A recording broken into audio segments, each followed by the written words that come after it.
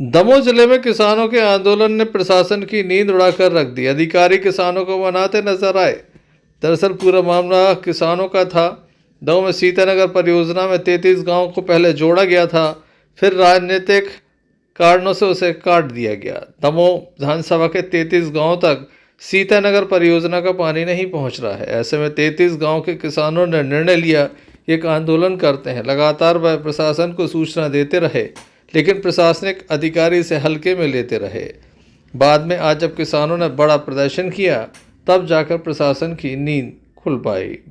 जैसे ही सुबह जानकारी लगी कि बड़ी संख्या में किसान ट्रैक्टर के माध्यम से दमोह की ओर आ रहे हैं, तो प्रशासन ने किसानों को दमोह के मुक्तिधाम चौराहे पर ही रोक दिया और कहा गया कि आप आगे नहीं जा सकते। किसान कहते हैं कि उन्हें कलेक्ट्रेट जाना था, लेकिन अचानक से यहाँ रोक लिया गया।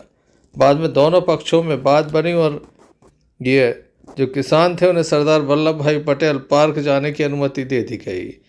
जब किसान यहाँ पहुँचे तो जाम जैसे हालात हो गए।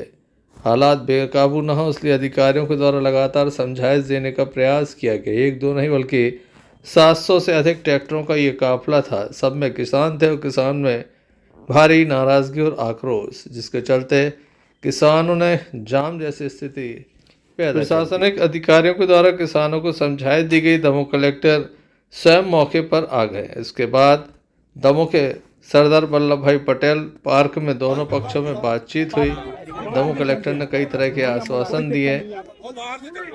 वहीं किसानों के द्वारा एक के बाद एक सवाल भी पूछे गए। काफिला निकला है आज किसान काफिला इसलिए किसान संघ किसानों की है ये, क्योंकि सीतानगर सिंचाई परियोजना वाला सिंचाई का 84 गांव के लिए पानी पहुंचाना था शासन का। तो उसमें क्या हुआ है कि उन्होंने 33 ग्राम हम लोगों के काट दिए हैं जी। तो वहाँ पे कोई पानी की व्यवस्था नहीं। 3-4 साल हो गए तो पानी बहुत ज्यादा, न पीने का पानी है न सिंचाई का पानी है।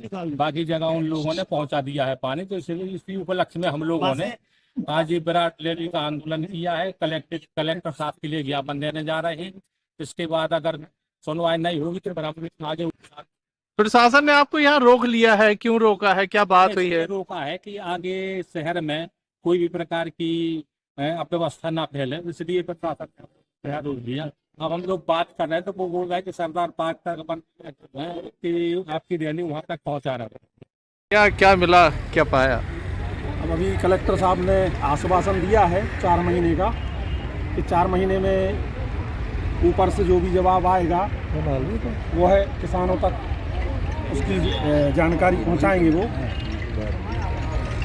हम लोगों की मांग ये है कि जो 84 गांव जुड़े हुए थे और जिस गांव में अधिक से अधिक समस्या है, पेयजल की संकट है और कुओं में पानी 1 शिफ्ट का पानी निकलता है 3 दिन में, तो सबसे भीषण संकट जो 33 गांव हैं उन्हें उस जगह है, क्योंकि गेहूं की फसल भी पीली पड़ने लगी पानी ना होने के कारण। तो शासन प्रशासन से मांग है कि जो 33 गांव आपने काटे, किस कारण से काटे वो तो जानकारी नहीं है और उससे हमें मतलब भी नहीं है, लेकिन हमारे 33 गांव जोड़े जाएं। हम किसानों की सबकी यही मांग है।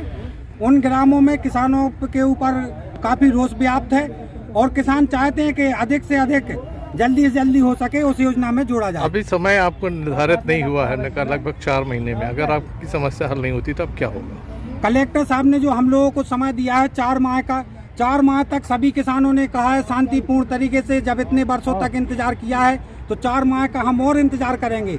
लेकिन अगर उसके बाद अगर कार्य के लिए पूर्ण रूप से काम चालू नहीं होता है उन ग्रामों में और पानी उपलब्ध नहीं कराया जाता, तो अब की बार किसानों के द्वारा अनिश्चितकालीन धरना प्रारंभ किया जाएगा और जब तक प्रत्येक खेत तक पानी नहीं पहुंचेगा अनिश्चितकालीन धरना चलता रहेगा। हमने 8 दिन पहले ये सूचना दे दी थी, लेकिन हमें गुमराह रखा, हमें कलेक्ट्रेट तक नहीं जाने दिया।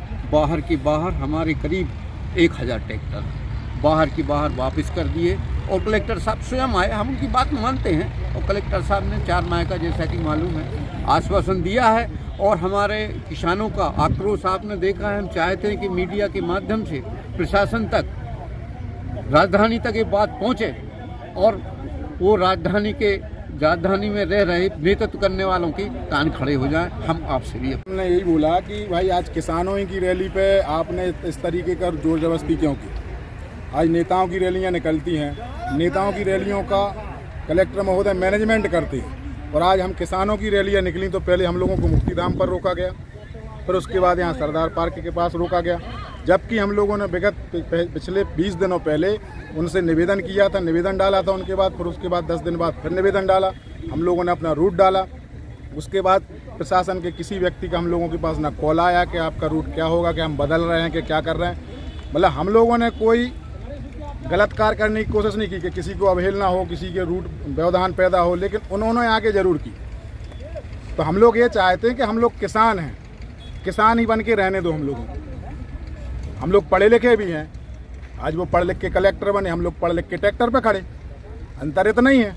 लेकिन संविधान तो हम लोग भी जानते हैं, संविधान की धाराओं के तहत कौन कौन से नियम है वो जानते हैं। तो हम लोगों ने बस यही कहा है, उन्होंने 4 महीने का टाइम दिया है, 4 महीने के बाद यदि हम लोगों को कोई तसल्लीपूर्ण जवाब नहीं मिलता है, तसल्लीपूर्ण जवाब क्या, हम लोग को तो पानी चाहिए, तो उसके बाद हम लोग स्वतंत्र हैं किसी भी आंदोलन के लिए, किसी भी हद तक जाएंगे। और हम लोग, ये हम लोगों का कहना है। और आप लोग कोई क्वेश्चन हो तो।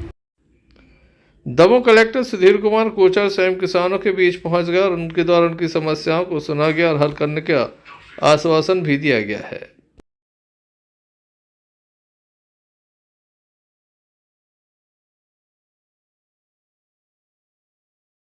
सर, किसानों ने आज यहाँ पर आके अपने प्रदर्शन किया है और उसके बाद मांग भी रखी है सीतानगर परियोजना से पानी की, क्या कहें? जो किसानों की प्रमुख मांग है वो ये है कि सीतानगर परियोजना से जो 33 गांव छूट गए हैं उनको फिर से इस परियोजना में जोड़ा जाए, ताकि उन गांवों के किसानों को भी सिंचाई के लिए पानी उपलब्ध हो सके।